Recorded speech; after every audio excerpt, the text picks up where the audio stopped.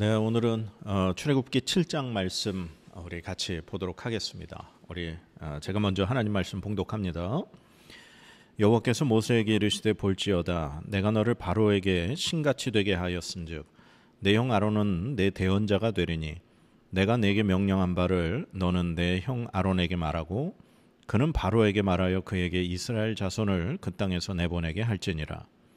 내가 바로의 마음을 완악하게 하고 내 표징과 내 이적을 애굽 땅에서 많이 행할 것이나 바로가 너희의 말을 듣지 아니할 터인즉 내가 내 손을 애굽에 뻗쳐 여러 큰 심판을 내리고 내 군대 내 백성 이스라엘 자손을 그 땅에서 인도하여 낼지라.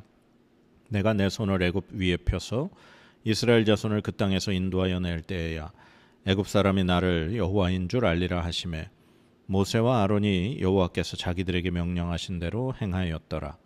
그들이 바로에게 말할 때에 모세는 80세였고 아론은 83세였더라. 여호와께서 모세와 아론에게 말씀하여 이르시되 바로가 너희에게 이르기를 너희는 이적을 보이라 하거든 너는 아론에게 말하기를 너의 지팡이를 들어서 바로 앞에 던지라 하라. 그것이 뱀이 되리라. 모세와 아론이 바로에게 가서 여호와께서 명령하신 대로 행하여 아론이 바로와 그의 신하 앞에서 지팡이를 던지니 뱀이 된지라. 바로도 현인들과 마술사들을 부르매 그 애굽 요술사들도 그들의 요술로 그와 같이 행하되 각 사람이 지팡이를 던지매 뱀이 되었으나 아론의 지팡이가 그들의 지팡이를 삼키니라. 그러나 바로의 마음이 완악하여 그들의 말을 듣지 아니하니 여호와의 말씀과 같더라. 여호와께서 모세에게 이르시되 바로의 마음이 완강하여 백성 보내기를 거절하는도다. 아침에 너는 바로에게로 가라. 보라, 그가 물 있는 곳으로 나오리니 너는 나일 강가에 서서 그를 맞으매 그 뱀 되었던 지팡이를 손에 잡고 그에게 이르기를 히브리 사람의 하나님 여호와께서 나를 왕에게 보내어 이르시되 내 백성을 보내라. 그러면 그들이 광야에서 나를 섬길 것이니라 하였으나 이제까지 내가 듣지 아니하도다. 여호와가 이같이 이르노니 네가 이로 말미암아 나를 여호와인 줄 알리라. 볼지어다 내가 내 손의 지팡이로 나일강을 치면 그것이 피로 변하고 나일강의 물고기가 죽고 그 물에서는 악취가 나리니 애굽 사람들이 그 강 물 마시기를 싫어하리라 하라. 여호와께서 또 모세에게 이르시되 아론에게 명령하기를 내 지팡이를 잡고 내 팔을 애굽의 물들과 강들과 운하와 못과 모든 호수 위에 내밀라 하라. 그것들이 피가 되리니 애굽 온 땅과 나무 그릇과 돌 그릇 안에 모두 피가 있으리라. 모세와 아론이 여호와께서 명령하신 대로 행하여 바로와 그의 신하의 목전에서 지팡이를 들어 나일강을 치니 그 물이 다 피로 변하고 나일강의 고기가 죽고 그 물에서는 악취가 나니 애굽 사람들이 나일 강물을 마시지 못하며 애굽 온 땅에는 피가 있으나 애굽 요술사들도 자기들의 요술로 그와 같이 행하므로 바로의 마음이 완악하여 그들의 말을 듣지 아니하니 여호와의 말씀과 같더라. 바로가 돌이켜 궁으로 돌아가고 그 일에 관심을 가지지도 아니하였고 애굽 사람들은 나일 강물을 마실 수 없으므로 나일 강가를 두루 파서 마실 물을 구하였더라. 여호와께서 나일 강을 치신 후 이래가 지나니라. 아멘. 네, 오늘 이 출애굽기 7장 말씀은 이제 시작되는 하나님의 기적이죠. 하나님께서 모세에게 말씀하십니다. 모세가 계속해서 우리 지난장 마지막에도 나는 입이 둔한 자입니다. 바로가 내 말을 듣지 않습니다. 그 말을 했죠. 그래서 이제 하나님께서 모세에게 너는 바로에게 신과 같이 된다. 그리고 이제 아론은 너의 대언자가 된다. 그렇게 말씀하십니다. 그래서 내가 너에게 전하는 말을 너는 네 형 아론에게 전하고 아론이 바로 앞에서 그 모든 일을 행하면 된다. 그렇게 말씀하시는 거죠. 그런데 하나님이 이 모세에게 이제 계속 말씀하시는 것이 그러나 바로의 마음을 하나님이 완악하게 하신다는 거예요. 하나님께서 그의 마음을 완악하게 하셨기 때문에 그가 쉽게 보내지 않는다는 거죠. 그러나 이 애굽 땅에 많은 큰 기적을 행하고 난 이후에 이제 너희들이 그 땅에서 나갈 것이다. 그렇게 하나님 다시 한번 말씀을 해주십니다. 그러면서 이런 일이 있어야 성경에 보니까 애굽 사람이 나를 여호와인 줄 알리라. 그렇게 말씀하시는 거죠. 하나님이 어떻게 보면 이 애굽에 이 큰 기적을 행하시는 이유가 이스라엘 자손뿐만 아니라 그 애굽에 있는 모든 사람이 바로 이 일을 행하시는 분이 하나님이심을 알게 하시기 위함이다라는 그런 하나님의 뜻입니다. 그래서 이 모세와 아론이 하나님께서 자기들에게 말씀하신 그 말씀대로 이제 행하게 된다. 근데 그때 이 모세와 아론의 나이가 모세는 80세, 아론은 83세다라고 성경은 기록합니다. 드디어 이제 하나님 말씀대로 모세와 아론이 바로 앞에 섰습니다. 그렇게 해서 하나님이 이렇게 말씀하시죠. 만약에 바로가 너희에게 이적을 한번 보여라 하면 너는 아론에게 말해서 그 지팡이를 던지게 해라. 그러면 그 지팡이가 뱀이 될 것이다. 그렇게 말씀하시죠. 그래서 모세와 아론이 바로 앞에서 정말 아론이 지팡이를 던져서 그 지팡이가 뱀이 되게 됩니다. 그런데 문제는 이 바로 곁에 있는 이 애굽의 현인들, 마술사들, 즉 요술사들이 이 일을 똑같이 한다는 겁니다. 그들도 각 지팡이를 던졌더니 뱀이 된 거죠. 하지만 차이가 있다면 아론의 지팡이가 그들의 지팡이를 삼켜버린 겁니다. 그리고 이 바로의 마음이 완악해져서 그들의 말을, 즉 바로와 아론의 말을 듣지 않게 되는 거죠. 그리고 이제 하나님이 두 번째 모세에게 말씀하십니다. 이 바로가 니네 말을 듣지 않고 백성 보내기를 거절하니까 내일 아침에 강가, 나일 강가에서 그를 만나라. 그러면서 이 하나님께서 백성을 명해서 광야에서 나를 섬기게 그렇게 하셨는데 네가 이걸 듣지 않는다. 그래서 이제 내가 정말 이 일로 인해서 네가 나를 여호와인 줄 알 것이다 하면서 이제 기적을 행하라고 말씀하시는 거죠. 두 번째 이렇게 행하라고 말씀하시는 기적이 뭐냐? 만약에 이 아론이 붙잡고 있는 그 손에 지팡이로 강을 치면 그것이 피로 변해서 나일강에 있는 고기가 죽고 썩은 악취가 나고 그리고 애굽 사람들이 그 강물을 마시지 못하게 될 것이다. 그렇게 말씀하시죠. 하나님 말씀대로 이 모세와 아론이 나일강에서 바로를 만납니다. 그리고 그대로 아론이 그 지팡이로 나일강을 치니 하나님 말씀대로 고기가 죽고 물에서 악취가 나서 애굽 사람들은 물을 못 마시게 되죠. 또 문제가 생기죠. 바로 애굽 곁에 있는 요술사들이 바로 곁에 있는 이 애굽의 요술사들이 그들도 똑같이 이 일을 행했다는 겁니다. 그래서 바로가 마음이 완악해져서 그들의 마음을 듣지도 않고 돌이켜 그냥 궁으로 들어가 버렸다. 그리고 관심도 가지지 않았다. 그렇게 성경은 말씀하고 있습니다. 그리고 나서 애굽 사람들은 그 애굽의 나일 강물이 마실 수가 없어서 그 강 주변을 두루 파서 마실 물을 구했다. 그리고 이 일이 있은 지 7일이 지났다라는 말씀으로 오늘 이 출애굽기 7장 말씀이 끝을 맺고 있습니다. 자, 오늘 이 1, 2절 말씀을 다시 한번 좀 우리가 주목해 볼 필요가 있는데요. 여호와께서 모세에게 이르시되 볼지어다 내가 너를 바로에게 신같이 되게 하였은즉 내 형 아론은 내 대언자가 되리니 내가 네게 명령한 바를 너는 내 형 아론에게 말하고 그는 바로에게 말하여 그에게 이스라엘 자손을 그 땅에서 내보내게 할지니라. 아멘. 어떻게 보면 이게 딱 위계 질서가 잡혀 있는 것 같습니다. 하나님은 모세에게 말씀하시고 하나님이 말씀하신 그 말씀을 모세는 아론에게 말합니다. 그리고 아론은 모세에게 들은 이야기를 바로 앞에서 그대로 행하게 되는 거죠. 그러니까 모세는 하나님과 아론 사이의 중간 역할, 그리고 아론은 모세와 바로 사이에 중간자 역할을 하는 그런 입장이 된 겁니다. 그래서 우리가 흔히 잘못 이렇게 쉽게 그냥 뭐 주일학교 때 이렇게 설교를 하거나 주일학교 때 아이들에게 성경을 가르칠 때 그 바로 앞에서 지팡이를 던진 걸 모세가 던진 거로 그렇게 잘못 말할 수도 있지만 그렇지 않습니다. 아론이 이 지팡이를 가지고 그 지팡이를 던집니다. 자, 말씀에도 보면 9절에 이렇게 되어 있습니다. 바로가 너희에게 이르기를 너희는 이적을 보이라 하거든 너는 아론에게 말하기를, 하나님이 말씀하시는 거예요. 모세에게 너는 아론에게 말하기를 너의 지팡이를 들어, 여기서 말하는 너의 지팡이는 아론의 지팡이입니다. 아론의 지팡이를 들어서 바로 앞에 던지라 하라, 그것이 뱀이 되리라, 이렇게 되어 있는 거죠.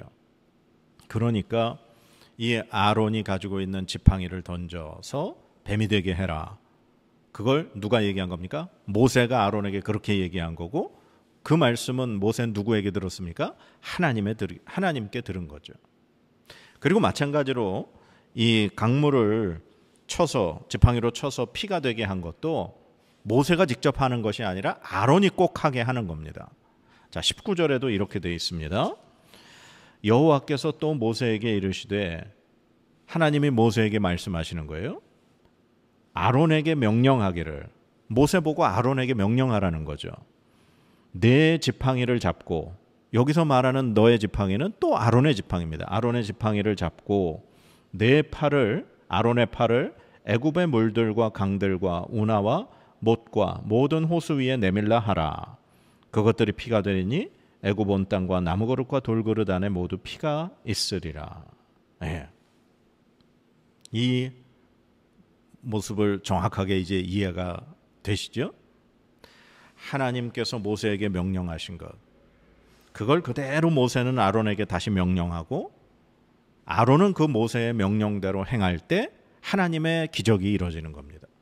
하나님의 능력이 일어나는 거죠. 그러니까 모세는 하나님의 완벽한 대언자, 그리고 아론은 모세의 대언자가 된 겁니다. 참, 이 대언자라고 하는 이 말, 이제 구약시대, 이제 왕정시대가 되면 선지자들이 바로 하나님의 대언자가 되는 거죠. 하나님의 말씀을 그대로 전하는, 백성들에게 전하는 사람.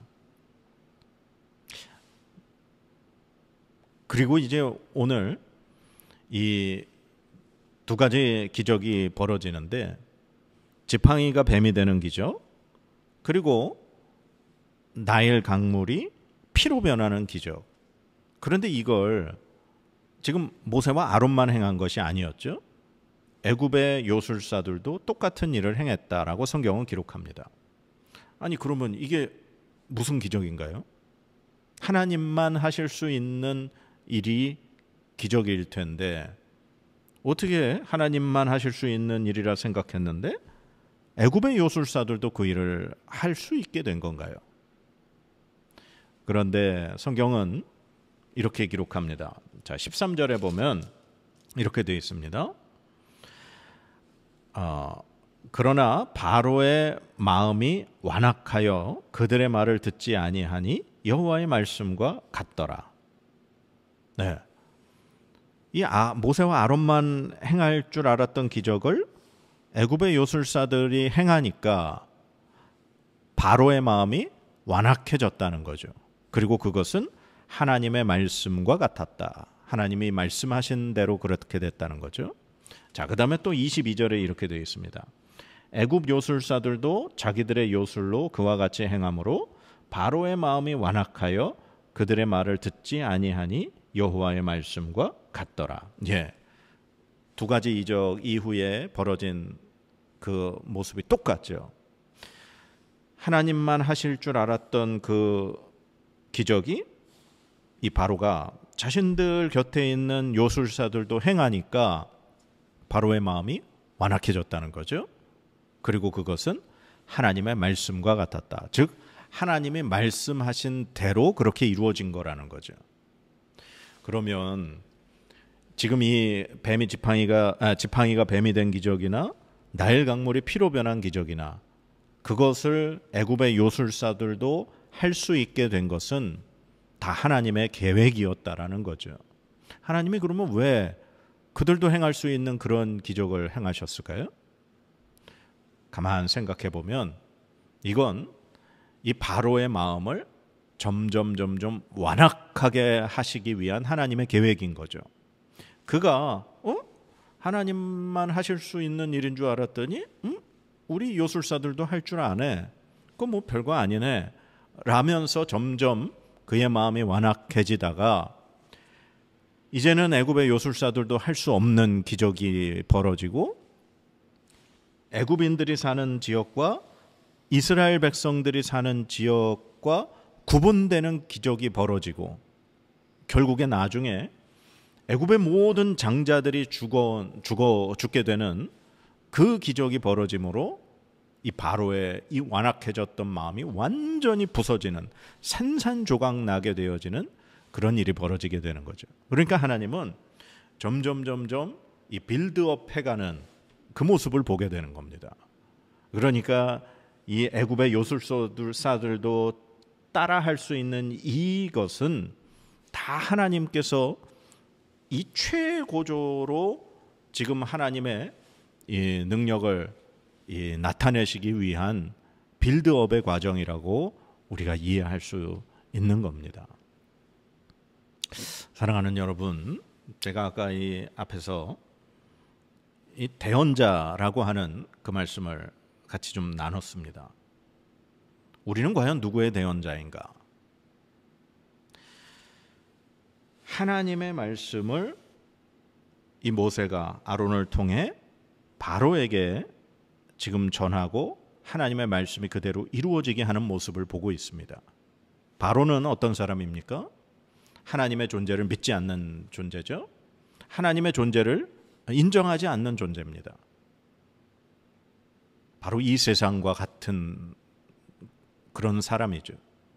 하나님을 믿지 않고 하나님을 인정하지 않고 하나님을 무시하는 그러한 존재들, 하나님을 믿지 않는 그러한 사람들과 같은 대표적인 그러한 존재입니다. 그런 사람들에게 하나님의 말씀을 전달해야 될 그 대언자의 사명이 바로 저와 여러분들에게 있습니다. 하나님의 말씀을 우리가 듣고 그리고 그 말씀을 우리가 우리 주변의 그리스도인들 또 우리 자녀들 제가 또 영향력을 끼칠 수 있는 사람들에게 하나님의 말씀을 전하고 그들이 세상 가운데에서 하나님의 말씀의 또한 대언자로 살아갈 수 있도록 해야 하는 것이 우리의 사명입니다. 저는 목회자이기 때문에 저만 그런 사명이 있는 것이 아니라 여러분에게도 일반 성도님들, 우리 일반 그리스도인들, 성도들에게도 이러한 사명이 있습니다. 왜냐하면 우리는 이제 이 하나님의 말씀을 통해 하나님의 그 사명을, 하나님의 그 말씀을 들을 수 있기 때문이죠. 우리 스스로가 하나님의 말씀을 듣고 이게 하나님께서 이 세상 가운데 내가 원하시는 그러한 말씀이구나라는 걸 우리가 들었으면 그걸 세상 가운데서 우리가 행해야죠. 그리고 그 모습이 세상 사람들에게 보여지게 그렇게 살아야죠. 오늘 아론이 이 모세를 통해 들려준 하나님의 말씀을 그대로 행했을 때 그것이 바로와 그의 신하들 앞에 보여지게 됐습니다. 마찬가지로 오늘 우리가 그리스도인으로 하나님의 백성으로 하나님의 대언자로 하나님의 말씀을 우리가 세상 사람들 앞에 보여지게 그렇게 해야 됩니다. 그러면 그것은 어떤 일입니까? 우리가 뭐 기적을 행해야지만 그런 일을 하는 겁니까? 아닙니다. 하나님의 말씀대로 지켜 살아가는 것. 그래서 세상 사람들이, 하나님을 모르는 사람들이 우리의 삶을 보고 저 사람이 살아가는 모습이 뭐가 다르구나.